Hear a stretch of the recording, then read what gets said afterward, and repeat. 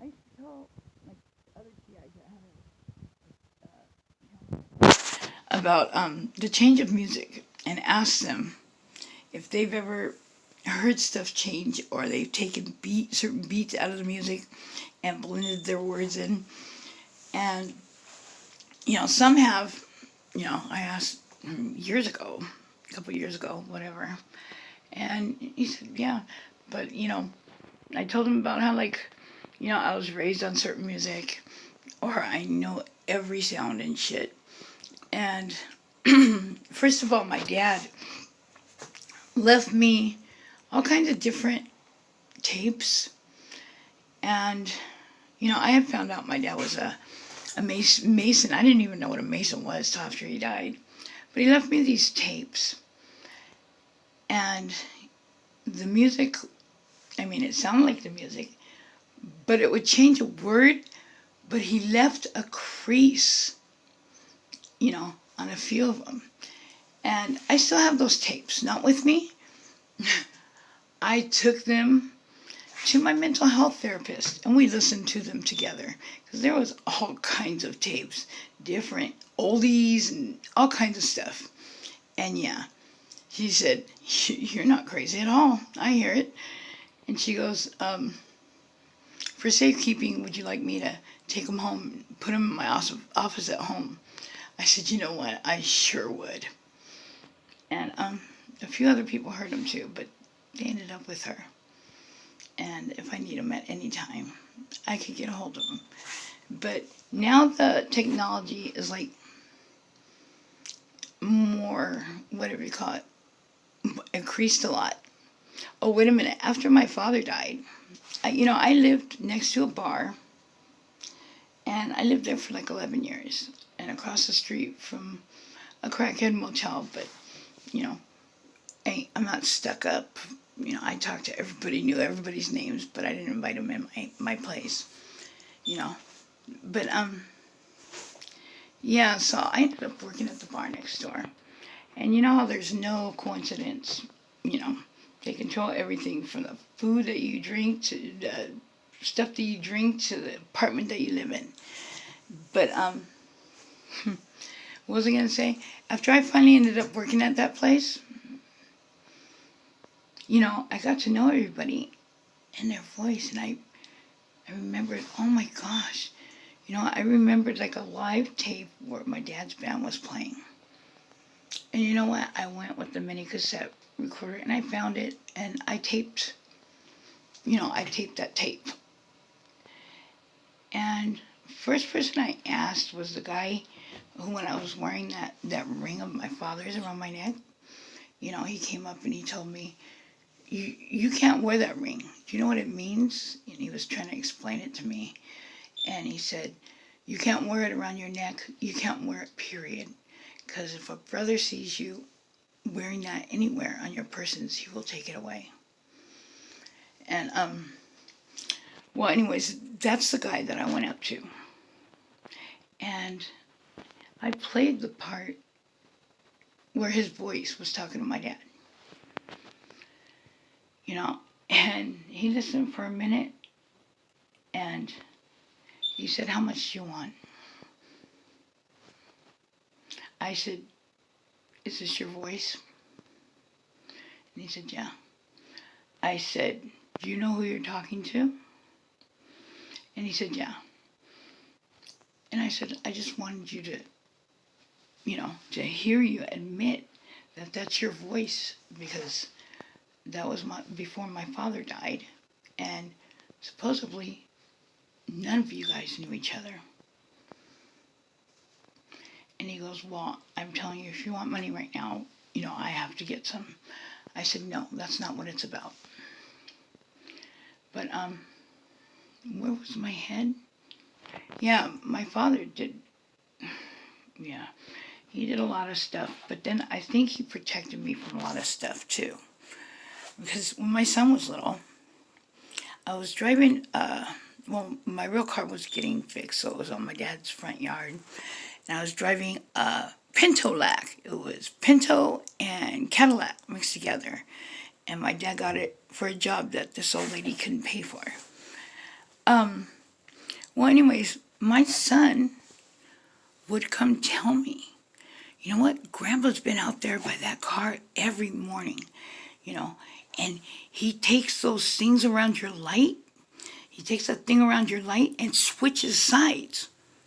I said, what are you talking about? And he showed me, it's some kind of plate around the light or something. I only had one. And so I told somebody to look at it and shit. And the next time it changed, he said, look, it changed. I said, really? And my son said, yeah, I've been trying to tell you, Mom. He changes that thing from side to side. I said, he really comes over here. Why? And then, like, the next day, my son was little. He said, Grandpa was just over here, and he had books, and he was working on your car again. I said, he don't work in cars over here. He works at his house. You know, that's why I'm involved. He goes, no, he left books. And I looked at him, and I had never seen any kind of books like that before. You know, it was like, you know, it showed like structures of stuff, and it had a bunch of letters and numbers, and just, it was nothing like I've ever seen. But, you know, I know I'm not nuts, and I've been uncertified. You know, I've been undiagnosed schizophrenia by somebody that, by, you know, a psychiatrist that knows about targeted individuals and stuff. He told me I didn't even need mental health anymore. And I'm coming up with all kinds of strange things that these people do. And they do it to you, they do it to me, and people all over the world. But now I don't need mental health. So, yeah. I think I just needed time to, well, I mean, like after the accident, I changed. And I'm more of a human than I came in this world. And I think I needed a chance to get past the crazy part that all of us targeted individuals go through, you know, and get past the angry part. And, you know, I just learned to handle things different since that accident. So maybe that's why I don't sound so crazy.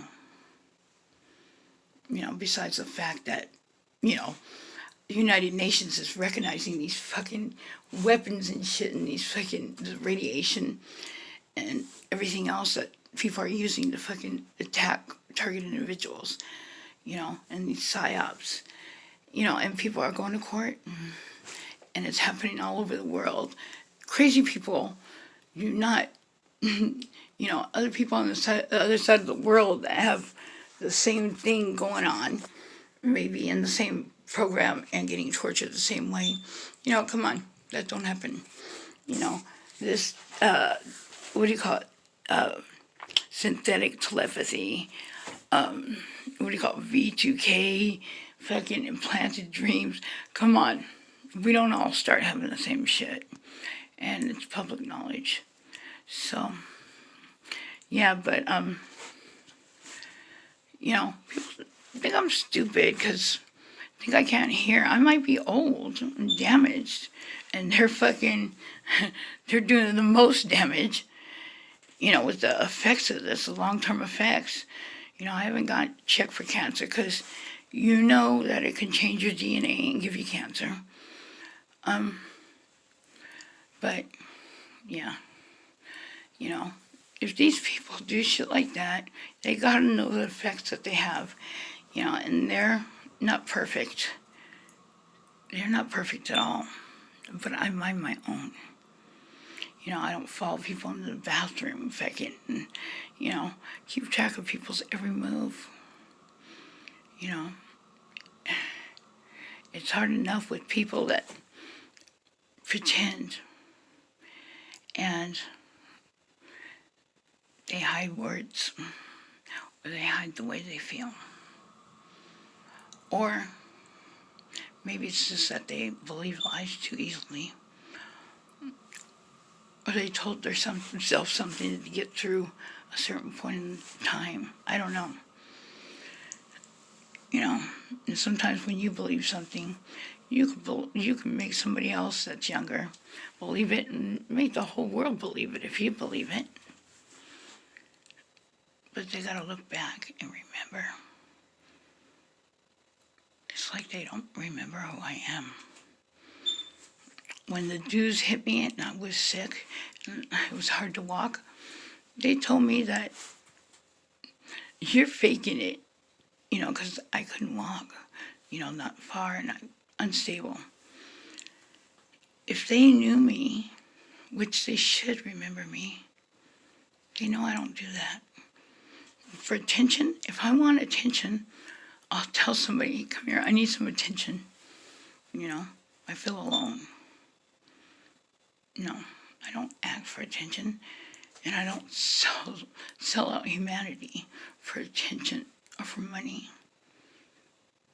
And I don't steal from people's bank accounts. And I don't hide what I'm feeling. If I can't tell you what I'm feeling, it's because you're not receptive. And I'm not able to talk to you because when I've tried to talk to you, you're no longer the same person. And you snap. You use mind control and you use words. And you emulate what I was. And now I don't have words. And I can't do a Ginger Rogers and Fred Astaire, as I used to call it when you were young. When somebody doesn't ask me a direct question, I used to do a song and dance around it. But I can't even find the words for my good home team losing our son. I have no words. I haven't been able to find words for a long time, And Judge Dorn of Inglewood Juvenile Court, Dorn 242. Back then they weren't sending people to college. They didn't have programs. But he made sure that I went to college because of words, of my words. He said, take whatever you want, but I need you to pursue this because you're not just a knucklehead. And, I can't remember my words. I can't. I can't even remember my penal codes, and I wanted nothing more than to go back into those juvenile institutions I was raised up in. But, I also tried to join the military because I know myself. And I told them, if you don't let me sign for it now, I might end up in prison for life. Because I'm used to being told what to do. So I stayed in college and got busted. Yeah, I stayed in college for a while, but I was doing things, look like a perfect lady during the daytime. But we're all young and we all make mistakes, right? Nobody's freaking perfect, but it seems like, all these gang stalkers around here and these people participating in this, a lot of them must be perfect because they sure throw a lot of rocks at us. Yeah.